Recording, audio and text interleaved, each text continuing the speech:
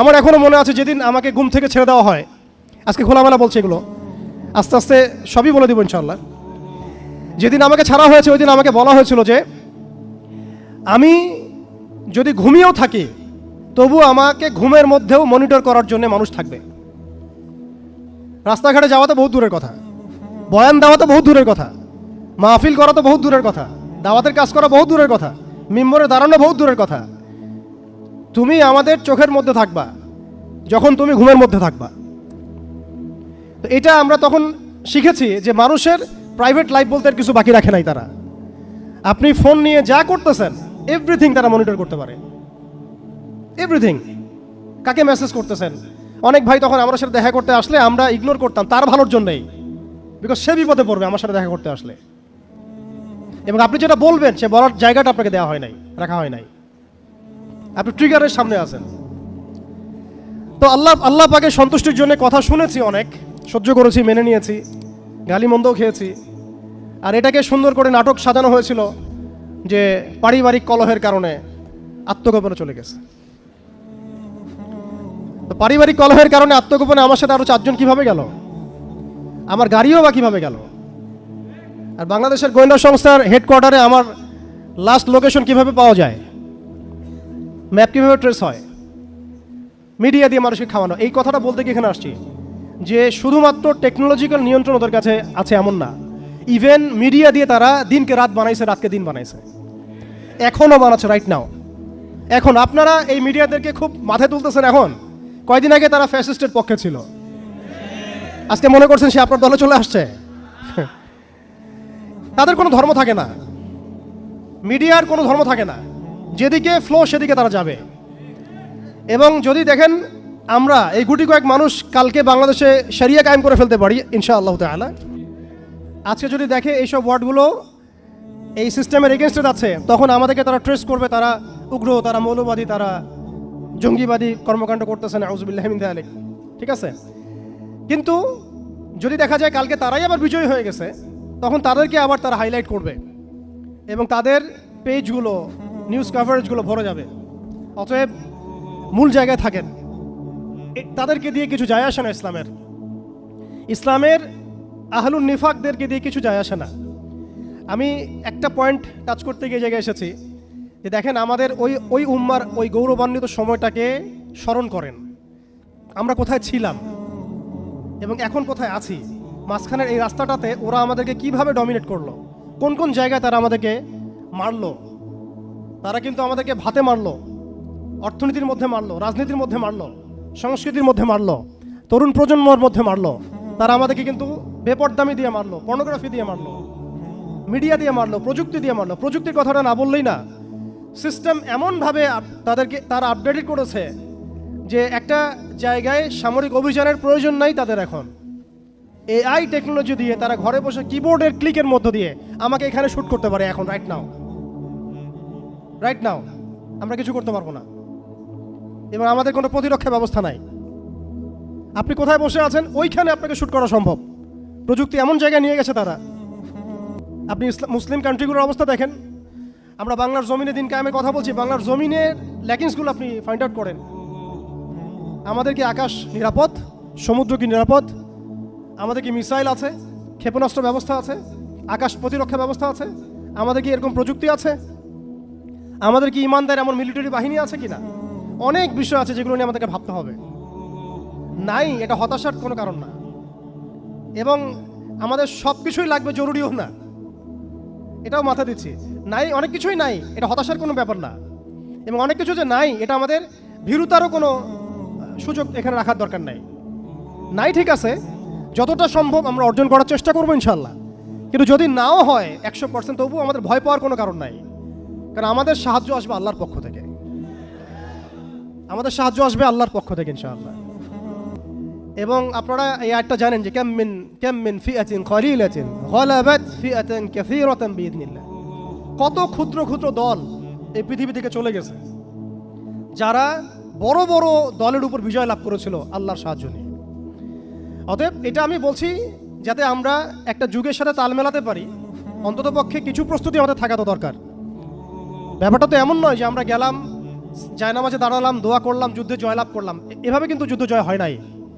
আপনারা বদরের যুদ্ধের ইতিহাস যদি পড়েন দেখবেন নবী সাল্লাল্লাহু আলাইহি ওয়াসাল্লাম আগের রাত্রে গিয়েছেন, বৃষ্টি হয়েছে, জায়গা দখল করা হয়েছে, আমরা কূপ দখল করেছি যাতে পানি আমাদের কাছে থাকে, সৈন্য বিন্যাস করা হয়েছে, যতটা ট্যাকটিক নেওয়ার প্রয়োজন সব আমরা নিয়েছি। তারপরে দোয়া, সুবহানাল্লাহ, দোয়া হতে হতে হতে হতে কাঁধ থেকে চাদর পড়ে যাচ্ছে।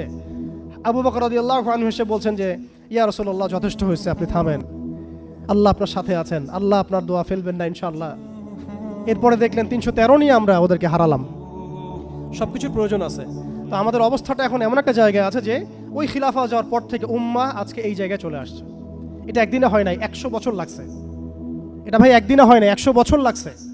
ওরা 100 বছর মেয়াদি প্ল্যান করেছিল, আরও বেশি প্ল্যান করেছে ওরা। এই কারণে আমাদের এখানে প্রশ্ন উঠতেছে যে উম্মার পুনর্গঠন কেন দরকার, কিভাবে সম্ভব। আগে আমাদেরকে বুঝতে হবে যে কোন জায়গায় আমরা চলে আসছি, কোন জায়গা থেকে। এখন কি আমাদের ঈর্ষা হচ্ছে না যে আমরা কোন জায়গায় ছিলাম?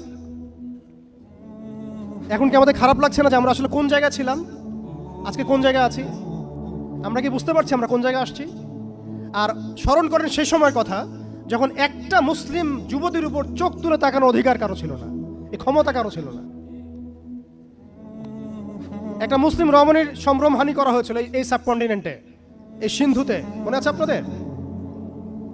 তার সম্ভ্রমের জন্যে, তার সম্ভ্রম বাঁচানোর জন্যে পুরা মুহাম্মদ বিন কাসিমের জাইশ আসছে। আপনি আমি কি চিন্তা করতে পারছি আমরা কোন জায়গায় ছিলাম? রাজনৈতিক শক্তি না থাকলে উম্মার অবস্থাই হয়। রাজনৈতিক শক্তি, হ্যাঁ, রাজনৈতিক শক্তি হচ্ছে এখন আমাদের মূল লক্ষ্য হওয়া দরকার। চলে ইসলামী ইমারা শরিয়া কায়েম করার জন্যে 100% মানুষের 100% পরিপূর্ণ মুসলিম হওয়া শর্ত না, জি। বরং একটা অঞ্চলের মানুষের মধ্যে যদি মুসলিমে মানুষও একদম খালেস মুখলেস হয়, মুত্তাকি হয়, পরহেজগার হয়, ইমানদার হয়, একদম সিরাতের আদলে সব সুন্নাহগুলো মেনে চলে, ওই গুটি কয়েক মানুষের দ্বারা ইনশাআল্লাহ একটা বড় অঞ্চলে খেলাফা প্রতিষ্ঠা করা সম্ভব। আমি একটা এক্সাম্পল দিচ্ছি, আমি আমার আউট অফ হেডস কথা বলছি না। মদিনা রাষ্ট্র যখন কায়েম হয়েছে, আমাদের কি মনে হয় মদিনার 100% মানুষই মুসলিম হয়েছিল? কখনোই না। মদিনায় আনসার সাহাবী তারা মুসলিম ছিলেন, আওস ও খাজরাজ গোত্রের, হিজরত করে গিয়েছেন মুহাজির সাহাবীরা, এতটুকু ইসলাম, এতটুকু মুসলিম আমাদের। বাকি বহু অংশে মুনাফিক, আব্দুল্লাহ বিন উবাইর অনুসারী, আর বড় বড় 3টা গোত্র আছে, বনু কোরাইজার, বনু কাইনুকার, বনু নাজিরের, পত্তলিকরা আছে, কিছু নাসারাও আছে আশেপাশে। তারপরেও সেখানে ইসলামী রাষ্ট্র কায়েম হয়েছে। এই শর্তটা যারা জুড়ে দিচ্ছেন এটাও ঠিক হচ্ছে না, যে একদম 100% মানুষের ইসলাম না হওয়া পর্যন্ত আমাদের এখানে ইসলামী শরিয়া কায়েম করা যাবে না, এই কনসেপ্ট ঠিক না। বরং আপনি দেখেন, একটু খেয়াল করে দেখেন, একটা এক্সাম্পল দেই, জুলাই অভ্যুত্থান, ঠিক আছে? এই সময় মাঠে ময়দানে ছিল সব মিলায় ধরেন 20% মানুষ এই বাংলাদেশের, বাকি 80% মানুষ ঘরেই ছিল, আজও ঘরে আছে, শরিয়া কায়েম হলেও ঘরেই থাকবে। আপনি খেয়াল করে দেখেন, তাদের কিছু যায় আসে নাই, তারা যেভাবে ছিল সেভাবে আছে। আগে ছিল একটা শাসন, তাদের কাছে মনে হচ্ছে এখন আরেকটা শাসন আসবে। তাদের চিন্তায় তো এতটুকু, চিন্তার লিমিটেশন এতটুকুই, একজন গেছে আরেকজন আসবে, এক তাগুত গেছে আর এক তাগুত আসবে, মদের বোতল চেঞ্জ হবে, মদ সেম থাকবে, ওদের চিন্তাটা এমনই। আমাদের উম্মার ফিকির অনেক গভীর, এই জন্য আমি বলেছিলাম শুরুতে অনেক কথা আছে। আসেন একটু শেষ করি, অনেক লম্বা হয়ে যাবে আপনাদের। প্রিয় ভাইরা, অবস্থাটা শুধুমাত্র আধ্যাত্মিক না, মানে ক্রাইসিসটা একটু বুঝেন, ক্রাইসিসটা শুধুমাত্র ইমানের ক্রাইসিস না, ক্রাইসিসটা শুধুমাত্র আমাদের সংখ্যার না, মানে আমাদের মসজিদের মাদ্রাসার না, আমাদের শুধু মিডিয়া নিয়ে সমস্যা না, শুধু প্রযুক্তি নিয়ে সমস্যা না, আমাদের ইন টোটাল ব্যক্তি জীবন থেকে নিয়ে পলিটিক্যাল সিস্টেম পর্যন্ত প্রত্যেকটা ডিপার্টমেন্টেই আমাদের উম্মাগত সমস্যা। তার মধ্যে সবচেয়ে বড় জায়গাটাই হচ্ছে আমরা আমাদের ওই রাজনৈতিক সে ক্ষমতা ওইটা হারাই ফেলছি। আল্লাহ পাক আমাদের সবাইকে উম্মার সেই হারানো জায়গায় ফিরে যাওয়ার তৌফিক দান করেন। মৌলিক কাজ হবে 2টা, আল্লাহর ইবাদত করা এবং তার জমিনে তার দিন কায়েমের চেষ্টা করা। 2 নাম্বার হচ্ছে ভাই পরিপূর্ণ ইসলামে প্রবেশ করতে হবে। আংশিক ইসলাম প্র্যাকটিস করলে এখন আর চলবে না, অনেক হয়েছে। ওয়াজ তো শুনতেছেন 10 বছর থেকে।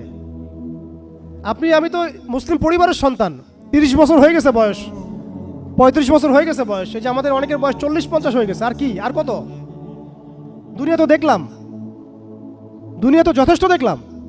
অতএব পরিপূর্ণ ইসলামে প্রবেশ করতে হবে। এটার মাধ্যম হচ্ছে আল্লাহ পাকের সব হালাল মেনে চলবো, হারাম মেনে চলবো। সব আদেশ মেনে চলবো, নিষেধ ছেড়ে দেবো, সুন্নাহ ভিত্তিক জীবনযাপন করবো ইনশাআল্লাহ। রাসূল সাল্লাল্লাহু আলাইহি ওয়াসাল্লাম যা করতে বলেছেন করবো, ছাড়তে বলেছেন ছাড়বো।